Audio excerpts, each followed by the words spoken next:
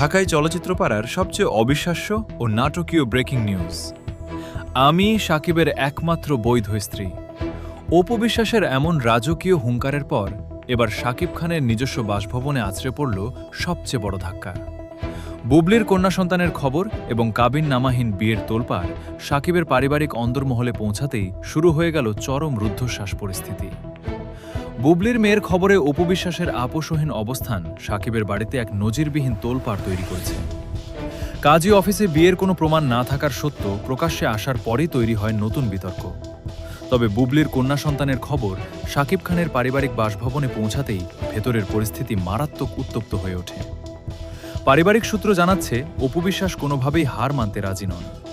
সাকিব পরিবারের ওপর নিজের ও সন্তানের আইনি অধিকার বজায় রাখতে তিনি কড়া অবস্থান নিয়েছেন। অপুর স্পষ্ট কথা, যে সম্পর্কের কোনো আইনি কাবিননামা নেই তার কোনো দায় সাকিব বা তার পরিবার নিতে পারে না।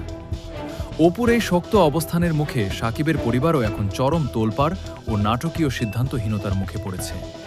তবে সাকিবের বাসায় অপু বিশ্বাসের এই তোলপাড় ও চাপের খবর পেলেও মোটেও বিচলিত নন চিত্রনায়ক জায়েদ খান ও বুবলি।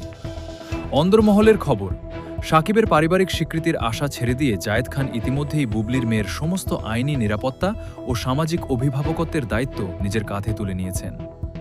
বুবলিও এখন অপুর বিরোধিতা পেছনে ফেলে নিজের ও কন্যার সুরক্ষায় জায়েদ খানের বলিষ্ঠ অবস্থানকে শতভাগ শক্তি হিসেবে গ্রহণ করেছেন। অপু বিশ্বাস হার মানেননি।